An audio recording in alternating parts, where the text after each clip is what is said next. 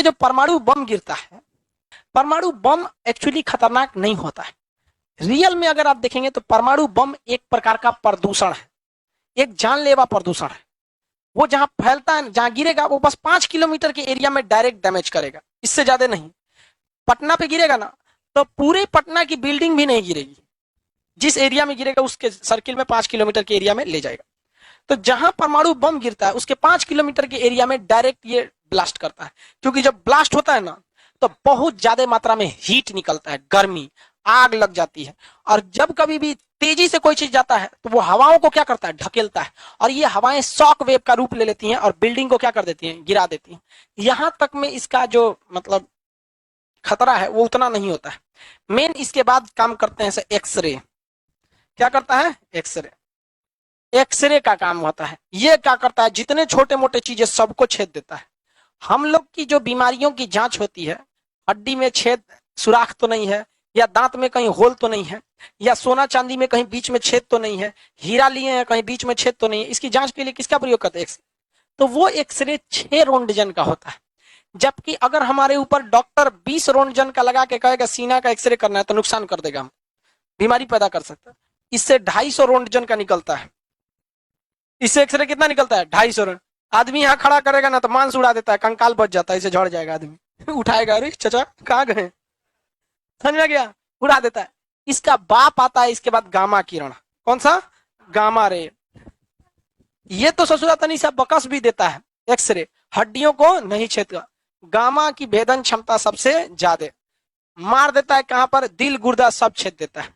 इसके अलावे ये विकिरण अगल बगल की हवाओं में चला जाता है, और जब ये हवाओं में फैलेगा ना तो ये दूर जाएगा तो शक्तिशाली नहीं रह पाता है, लेकिन फिर भी इतना शक्तिशाली रहता है कि हमारे शरीर में घुस जाता है।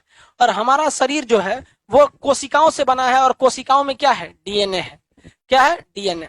और डीएनए के इस न्यूक्लियोटाइड को पता है कि अगली आने वाली पीढ़ी में एक का काम है हाथ बनाएगा, एक का काम है कान बनाएगा, कोई किडनी बनाएगा, कोई गुर्दा, कोई फेफड़ा, कोई कुछ। ये जो देख रहे हैं ना, ये सब का बहुत ज्यादा जरूरत है। अगर एक को इसमें से हम क्या कर देते हैं, उड़ा देते हैं, यहां से मान के चलिए एक को क्या कर दिए, यहां से उड़ा दिए, तो ये जिस चीज का निर्माण कर रहा था, हमारे शरीर में जिस अंग का निर्माण कर रहा था, तो आने वाली संतान में वो वाला अंग रहेगा। अब ये डिपेंड करता है किसका कौन वाला उड़ाया है। किसी का आंख वाला उड़ा दिया तो उसका लड़का बिना आंखें का पैदा होगा। किसी का मुड़िए वाला उड़ा दिया, सोचो बिना मुड़िए का हो जाएगा। किसी का दिल वाला उड़ा दिया, पैदा होगा, दिले नहीं है। डिपेंड करता है कि किसका कौन सा उड़ाया है। तो मेन जो होता है परमाणु बम का खतरा, परमाणु बम के फटने के तीसरे दिन से चालू होता है। परमाणु बम फटा आज, खतरा कब से होगा, तीसरा दिन, क्योंकि हवा में ये प्रदूषण फैलेगा, और जहां जहां फैलेगा जो इसके संपर्क में आएंगे वो क्या हो जाएंगे, मर जाएंगे। और 30-40 किलोमीटर दूर तक में जो जाएंगे उनको कोई दिक्कत नहीं, उनका क्या कर देगा, डीएनए चेंज कर देगा। अब उनका बच्चा जो होगा उनमें ये वाला एगो हिस्सा नहीं, तो बिना हाथ का होगा, और ओकरों में ये वाला नहीं रहेगा, वो बिना हाथ का रहेगा। अब मेरी, और ये जो रेडिएशन रहता है, आप कहेंगे कि खत्म कब होगा, मान के चलिए कोई भी चीज एगो एरिया होता है ना, कब खत्म हो जाता है, 3 लाख साल में। कितने साल में, तो जो नागासाकी और हिरोशिमा में, वहां आज भी लड़के कैसे पैदा होते हैं, विकलांग, अपंग, और कब तक पैदा होंगे, अभी 100 साल भी नहीं हुआ है, अभी 100 साल भी नहीं हुआ है। तो ये बहुत खतरनाक होता है ये परमाणु बम। ये मेनली परमाणु बम क्या होता है भाई, एक तरह का रेडिएशन है, और सबसे पहले ये मारता है हमारे गला को, हमारी गला को। यहाँ थायराइड जो ग्रंथि है ना, थायराइड ग्रंथि, ये सबसे तेज रेडिएशन को कहती है। कहाँ ये कुछ नया नया चीज मिल रहा है तो घोंप लेती है आप। तो सबसे ज्यादा इफेक्टेड कौन होती है, थायराइड का। इसलिए पोटेशियम आयोडाइड की गोली दी जाती है। जब कभी भी परमाणु रिएक्टर में कहीं ब्लास्ट होता है तो वहां के लोगों को सबसे पहले क्या दे दिया जाता है, पोटेशियम आयोडाइड की गोली। अगर आप पोटेशियम आयोडाइड की गोली खा लेंगे तो रेडिएशन से बचने का खतरा बहुत, मतलब बहुत हद तक रेडिएशन से क्या कर सकते हैं, बच सकते हैं। ऐसा एक बार गलती से रूस का परमाणु रिएक्टर भड़क गया था, चेर्नोबिल, उसका गलती से भड़क गया अपने, दिक्कत हो गया। जापान में कई परमाणु बम गिरा, 2 ठो, दोनों कब गिरा, 1945, और 2011 में इसका अपना ही भड़क गया है, फुकुशिमा। क्या नाम था, फुकुशिमा। फुकुशिमा परमाणु रिएक्टर जो है उसमें बिजली बन रहा था परमाणु से, अब वही भड़क जाएगा, कोई भी चीज बम का काम करेगा, सब भड़क गया वहां पे। जापान का किस्मतें फूटल है ससुरा। एक सबसे ज्यादा सुनामी कहाँ आता है परमाणु बम तीन तीन को कौन झेल लिया? दूगो तो डायरेक्ट गिर गया, एक उसका अपना भड़क गया। अब जापान ने कहा है कि 2050 तक हमारा जितना भी परमाणु बिजली घर है सब हटा देंगे। रीजन क्या है? भड़क रहा है, उसके बाद फूड चेन क्या हो जा रहा है? खराब हो जा रहा है।